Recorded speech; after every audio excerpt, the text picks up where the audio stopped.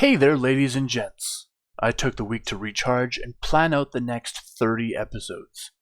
We are closing out the war soon, and what's to come is going to be a lot of fun.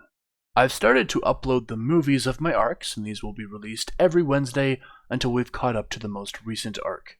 They're starting out short, but some of my arcs are extraordinarily long, so expect several hours on some. A very quick refresh on what happened last time. Jiraiya eked out a summon at the last second, but only Tsunade was summoned. And that's because Orochimaru was caught in the particle release of Onoki the Tsuchikage. Meanwhile, Shikamaru and the Leaf Forces were forced to enter Iwa to escape a rock slide, only for the multi-layered village to fully collapse on itself, and them as well. Naruto, Shino, Rock Lee, and Tenten were caught up in a space-time jutsu that sent them to who knows where. But you've waited a week, let's just dive right into it. The cube-like structure of the particle release carves into the ground, unstoppable in its approach towards Han and Orochimaru. Both combatants struggle as Han attempts to disengage at the last second, but Orochimaru twirls and holds firm. Earth has come up at Orochimaru's feet, courtesy of Kurotsuchi nearby, rooting him to the ground, slowing an attempted escape. Both ninja shout and scream at each other as they struggle in each other's grip. And then, nothing. Chaos and panic turns to nothing. Nothing but the wind. Ducking back into their cover, Ino and Sakura stare wide-eyed at each other. Lord Orochimaru just vanished, along with that other ninja. He was their only ally left. How were they meant to escape now? Ino, frustrated, asks Sakura why they charged into the city with no one else nearby to aid. In the now, of course it seemed like a bad idea. They had only ever heard legends about the skill of the Sannin, so they sort of got it into their own heads that Lord Orochimaru would never lose. From their perspective, they charged into an unwinnable fight with a Kage involved. Even with the Sanbi, Ino's not convinced they could win. Her relationship with it is dubious. It's too unstable to have any reliance on its commitment to take out the Rock Ninja. She might just transform, and the Sanbi could just wander away. Ino just doesn't feel that same unadulterated rage from her beast that Naruto seems to have with the fox. Sakura notes that they've not been discovered yet. If they just wait, the ninja might leave with no further opponents to face. They probably won't be so lucky, at least not in Ino's view. She would rather come up with a contingency plan in the event that they were discovered. Sakura nods and chances another peek at what the Rock Ninja are doing. The two ninjas still conscious have surrounded the larger man that Orochimaru had stabbed. But it has not yet ended, as Sakura feels the ground shake, accompanied by a great burst of smoke out from where Orochimaru had been standing. Spewing from the smoke, several people fly from the air and onto the ground. Here now, there were at least 24 men and women. Every single one of them had a massive, violet rope tied around their waists. Sakura overhears the closest one to her and Ino sneering that the great Lord Orochimaru was finally dead. And the late Sannin was generous enough to bequeath them a mighty fortress to build their new base from. Ino pulls Sakura down again, annoyed that she kept her brilliant pink hair in sight for so long. Sakura tells her that a bunch of people were just summoned from Lord Orochimaru's last location. She wonders if he had some sort of seal on him that summoned them. At least that's the most logical explanation she can think of. Ino tells her this is probably the perfect opportunity to flee then, to take advantage of this distraction. Sakura nods and tries to peek again, but Ino pulls her back down, insisting that she'll keep a lookout for their best opportunity. Pink really doesn't blend in here. The new arrivals have collapsed down into a tighter group, and have turned their attention to the Tsuchikage and his still-standing Kunoichi. The ninja in strange garb are seemingly unbothered by the idea of fighting a Kage-level opponent. Darting as fast as Lee without his weights, one of the new arrivals appears beside the Rock Kunoichi, and she suddenly collapses, as he pulls out a sword of bone covered in blood. This spurs a sudden clash as the Tsuchikage springs into action to drive off the large force. Ino distinctly recognizes some of the newcomers, but can't recall exactly from where she's seen them. The one with a metal cylinder around his hand particularly stands out.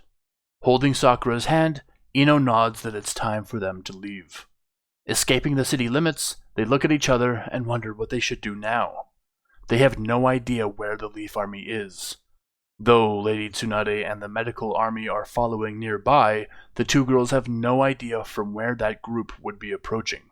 There's no support for them left in this hostile area. Though they don't want to appear as cowards, they decide that making for Konoha would be their best chance of survival.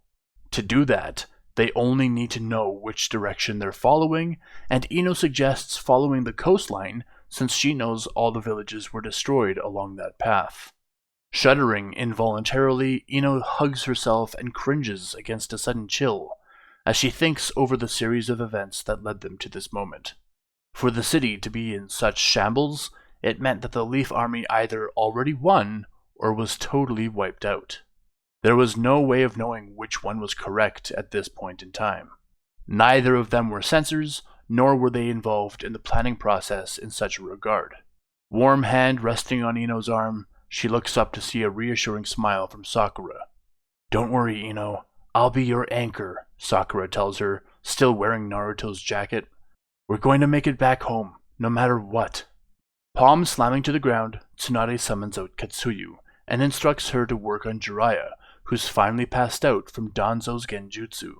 While her summon focuses on healing, Tsunade comes to Minato's side and offers any support she can against Danzo. It felt strange to her that she now had to kill someone that her own teacher called a friend. Even now, after decades of warfare, it still felt strange to kill someone once thought to be an ally. Though nearly half her own age, Minato was also experienced and battle-hardened. The idea that Orochimaru may have lost the battle, and lost himself as a result, was disheartening. However, both veterans weren't even thinking about that right now, as they stared down Danzo. Chuckling at Tsunade's presence and apparently Orochimaru's absence, Danzo muses about the idea of removing all three Sannin in the same day. "Jiraiya won't be waking up any time soon," Danzo tells them. "There's just one more Sannin to remove." Danzo shakes his head at the various fallen shinobi and the street previously leveled by a Fu-possessed Gamabunta.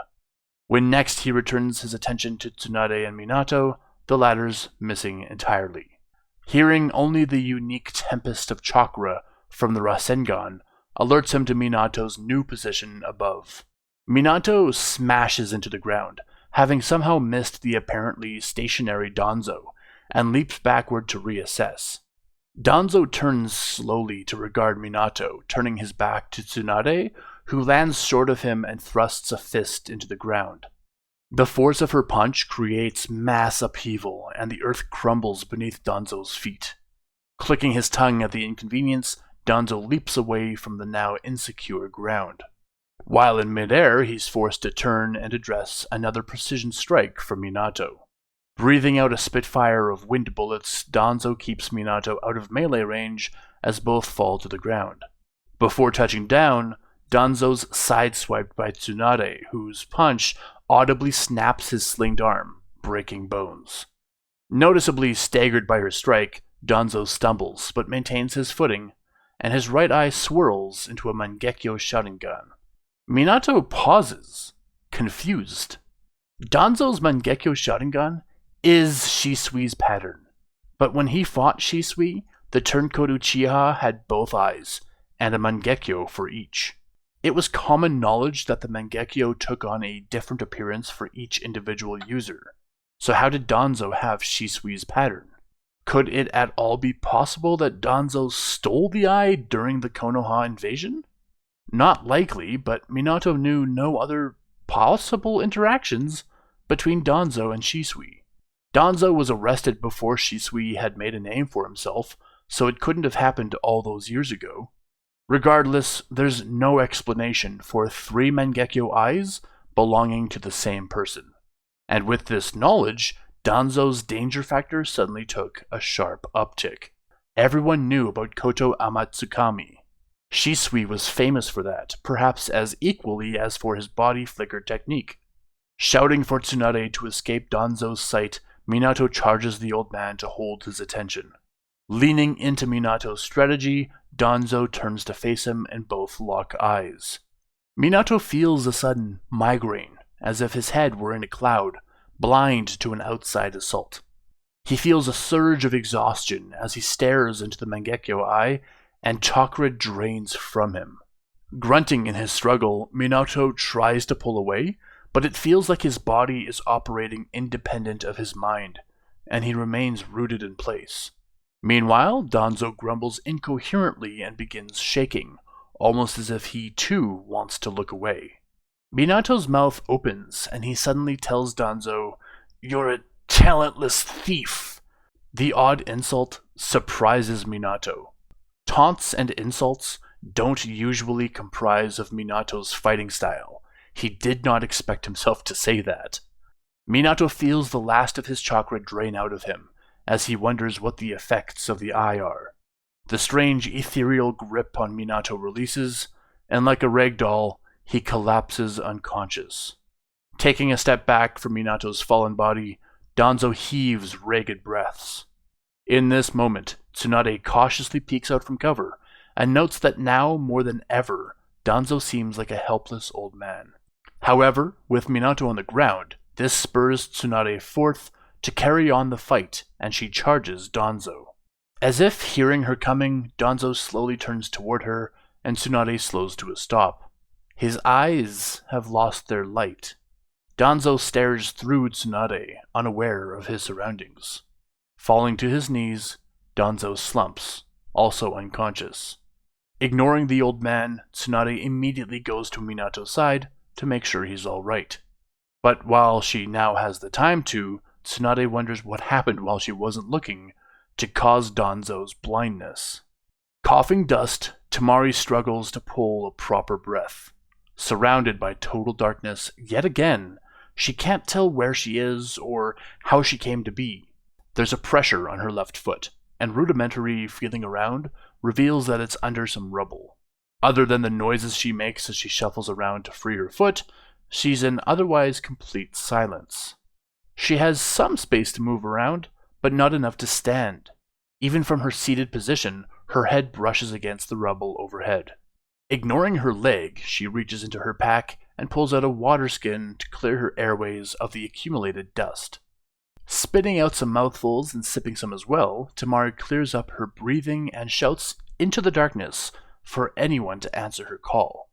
Her voice dies immediately, suggesting that she's in a completely enclosed space. There are no echoes. Shuddering at the thought, she returns her distraction to freeing her leg. There's no pain in her ankle or foot, it's just pinned. Lodging her fan into the gap with her ankle, she puts a stone beneath it to act as the fulcrum and lifts the rubble free from her ankle. She does wonder how much the updraft she created at the collapse actually affected anything. Maybe she would have been crushed altogether had she not done that? Regardless, she couldn't tell if she was 100 feet down or 10, and at this point, it made no difference. The space she was in was too closed in for her to utilize her fan. Before thinking of her escape, though, she decides that she needs to know her surroundings and begins to feel around. The pocket she's in is particularly spacey, all things considered, but she also feels some smaller spaces that she could probably crawl through. There's no flow of air from these smaller tunnels, so Tamari assumes they're dead ends, but she needs to confirm just in case. She has to tie her fan to a rope around her waist so that she can properly fit into these tunnels.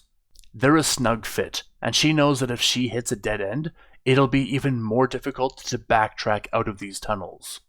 Her belly drags along the ground, and she's forced onto her elbows to pull her body forward. Just as she decides to turn back, the gap widens into another small pocket of space. When she pulls through, she raises up to feel how high her new ceiling is, and while she stumbles blindly, she steps on an unmoving body. Even if dead, it gives her hope that she might be able to use their toolkit for further survival purposes. Crouching beside the body, she feels through its pockets for everything. Finding the toolkit on their leg, she tries to unattach it, but the leg it's attached to is pinned hard against the ground. Wrenching on it in frustration, Tamari suddenly hears the body grunt in pain and realizes they're alive. Desperate for any kind of light, she pulls out 2 kunai and strikes them together to create sparks, but there's not enough momentary light to identify the person. Suddenly, the stranger's hand finds its way onto her thigh, just above the knee, and she withdraws in surprise. "Light!" they mutter quietly, their voice nearly robbed of sound. Finding her hand in the black, they guide it to their buried leg where the toolkit is. With all her might, Tamari attempts to lift the rubble off of them, utilizing her folded fan by sitting it on its long end to keep the rubble propped up off the leg. "Scroll!" they whisper, keeping a hold of her hand. Pulling out a triplicate of scrolls, Tamari asks which one, and they feel between them in her hands before settling on one. Unfurling it for them, she also guides their hand to touch the scroll, and it conjures forth a modest, steady fire. Both squint at the light as it casts stark shadows, but at least grants them the warmth of recognition. Shikamaru's in a bad way. She's surprised that she recognizes him, even more so that she can remember his name. It's usually harder to remember people who are plain and easily blend in with the background. The sheer amount of dirt that has fallen onto him and covered him has also staunched the bleeding from his wounds. He's covered completely in rubble up to his chest, such that only his face and single arm are free. Weakly, he reaches to Tamari again, but his hand collapses. Tamari immediately grabs her water skin again and provides him with a few sips to clear his own throat. Breathing more easily now, Shikamaru attempts to shift in place, but the rubble pinning him keeps him still. Reaching for her yet again, his hand falls into hers, and he fumbles for another scroll. The second scroll conjures out a field medical kit. Raising an eyebrow at the utility of the scroll, Tamari quickly takes advantage, giving him a food pill to keep his strength up and re-energize him. "Thanks," he tells her, still quietly, but now more clearly. He's still too tired to even smile in her direction, but he's gained some immediate oomph from that food pill.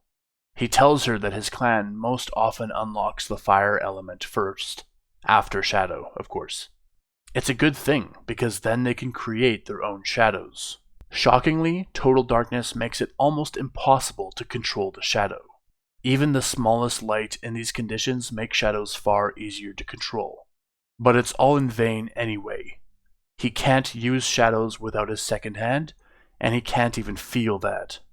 Tamari tells him that the fire's given her hope, because she's practically uninjured save a few scrapes. He tells her that his third scroll releases a complex shadow technique, but as buried as they are, it's unlikely to do anything except bury them even worse than now.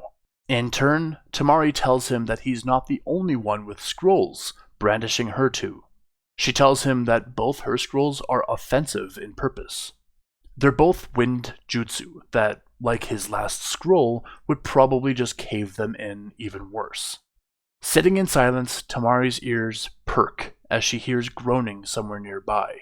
She tells Shikamaru that there's likely other survivors, if they can find a way out of there. Shaking his head, Shikamaru tells her that his time might be up. He can't feel his extremities other than the one arm. Even if he does get free, he might not be able to move. However, it's likely that they've been trapped down here for at least a few hours. With that revelation, they still haven't run out of air, suggesting that there's an escape somewhere. Regardless of his own dark fate, he'll plan with her to aid in her escape. She tells him if he wasn't already so injured, she'd deck him for giving up so easily. Shaking her head, Tamari solemnly admits that she's not getting out alive if he's not. To be the sole survivor of thousands would be a weight that she just couldn't bear. Shuddering again, Tamari tells him that they need to save as many people as they can, even if that means him laying in one spot and watching her do all the work. Smiling at last, Shikamaru manages a short chuckle at the idea of being a paralyzed hero in Tamari's imagination. Closing his eyes for a few minutes, Shikamaru wonders how they can make their escape. While he lays in thought, Tamari lists off the other jutsu she can do, expressing that she's spent a lot of her time specializing in wind style. So she's much stronger than almost anyone else in the village with wind style, but admits that her other skills could use some polishing. If they don't make it out alive, there's no point in being coy with what she can and cannot do. She can create wind clones too, not that that'll do anything down here. He looks at her after a while of quiet thinking and tells her that whatever they do to escape, it might inevitably lead to others dying. Whoever's surviving down here might still be buried by any attempted escape by others. Nodding, Tamari tells him that she understands the risk. It seems heartless at first, but the survival of a few is still better than the survival of none. She tells him he needs to stop being so soft about their own potential mortality and think of a solution. He asks her then just how strong her Winjutsu is. She says that hers is second only to her teacher Baki in Suna. Even he tells her that within a few years' training, she'll overtake him as well. Shikamaru tells her that air and water are extremely powerful under pressure. It's good that between them, one of these elements is manipulable. If conditions are just right, it's possible that she could force a spout to the surface. While geysers are sudden ejections of water from underground, the same is theoretically possible with wind. The rubble they're buried under likely hasn't settled yet. It's still fresh and loose, unlike the solid rock that geysers normally have to pummel their way through. Nonetheless, it's still going to be extremely difficult, but if she can create an exit, that opens the possibility for others to escape as well. There are just a few stipulations before attempting this stunt. Tamari needs to do some digging with her hands and kunai to create a sort of primer space for her wind to flow into. Once that first condition has been met, she needs to aim her jutsu at one single spot. The smaller, the better. If possible, she needs to release the jutsu within her scrolls concurrent with her fan. If released all at once, and if she's powerful enough, she might just create an explosion of wind that bursts the rubble upward. It's a one-shot problem. If she comes up short on the power, then they'll be stuck no matter what. At the end of the day, it's all on her to get this exactly right. In fact, for extra power, they could use his scroll as well. Tamari doubts Shikamaru's entire strategy at this mention. She tells him that if she tries to interact with his scroll, it'll blow up in her face. Nodding, he tells her that wind also emboldens fire. If she can time her combined wind releases with the backlash explosion of using his scroll, then the fire would certainly provide a stronger impact in bursting free. The caveat here is that they're in an enclosed space. The fire wouldn't just go up, but down as well. They'd more than likely be burned as a result. Tamari tells him that in order to generate as much wind as she can, she needs to release her weapon, thus squishing his leg again. Nodding, he tells her that she was right. They need to escape by any means necessary. So, over the next hour, Tamari digs upward. Occasionally, significantly larger chunks of rubble fall down, and she pushes them out of the way, making sure to protect Shikamaru from them. Eventually, she opens up a rather large space above them that's about the same size as the space they're in. They figure together that there are large open pockets like this all over the place. In the hour that she was digging, the flame on Shikamaru's scroll slowly shrunk and is now on the cusp of dying altogether. Bringing the jutsu scrolls to the level above, Tamari carefully unravels Shikamaru's scroll and prepares for the attempt. Neither of them have had very many interactions with backlashing scrolls, but Tamari remembers reading that the backlash was never instantaneous. It might be a couple seconds before Shikamaru's scroll explodes. So the plan is to activate his first, and then both of hers. As the scrolls activate, she'll drop back down to the chamber she and Shikamaru are in, and blast her fan with all the strength she can muster. Finally reaching the cliffside village ruin that Lord Orochimaru had once stood upon, Shizune looks down at what remains of Iwa. There is no sign of either army from her distance. She wonders if it ended in a stalemate, or if the map indicating where Iwa was mistaken. To the west of the city, there are various carvings in the ground and jutsu-created craters, as if the battle began here but led elsewhere. These carvings are specific in shape. Even from Shizune's distance, she can tell they are both perfectly circular in some spots and perfect squares in other spots. Nodding to her team to confirm that they're ready to make the final push to the city, Shizune sees a sudden towering explosion of dirt and fire from within the ruins' walls. Several seconds pass before she hears the explosion's deep thump. Signaling for caution, she leaps down the cliff to provide aid as quickly as she can. It takes 20 minutes to reach the city's edge, but when she finally arrives, the debris has settled and the smoke has cleared. Entering the ghost village, Shizune sees a huge hole in the ground and peers into its depths, a sunken crater around it. Struggling to finish the climb out, Tamari, with Shikamaru tied to her back, reaches a burned hand, desperate for Shizune to catch her, which she does. And that's the end of today's episode. Such intrigue. Yes, those were the Sound Ninja who appeared after Orochimaru's death. Where have they been all this time? And do they still call Orochimaru Master? And yes, that was Kimimaru who attacked Kurotsuchi. There's going to be a lot of fun with developing this new plot.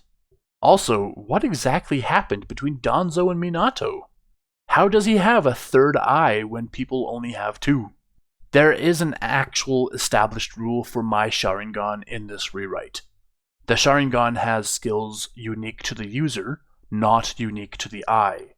Danzo shouldn't have Kodo Amatsukami because that's unique to Shisui. As with every single question I present, I also intend to eventually answer, so don't stress it too much. But this rule of the Sharingan isn't public information in the story. You, the listeners, know the rule, but they, the characters, do not. Finally, the struggle of Tamari and Shikamaru. I wanted to give them a different kind of interaction. While it's true that in part 1 of canon, Tamari helped him defeat Tayuya, and thus saved him from a fatal exchange, I wanted them in my rewrite to be bound to the same potentially dreadful fate. My rewrite's not even half over, so there's still loads of time for my characters to build relations with each other. However, for her impression of him to go from bland and boring to, hey, let's burn ourselves and potentially cause a cave-in instead of resign ourselves to this fate, that forges extremely strong bonds in a very short time. This is true in reality as well. Oftentimes, people will form extremely powerful bonds after surviving a death-defying circumstance together. There's just a few more episodes to go before we close out this arc and discover what lies ahead for the Konoha 3? Ino, Sakura, and Shikamaru are all that remain. Where are the rest of them? We'll learn soon enough, I promise. Until then, the sky's the limit.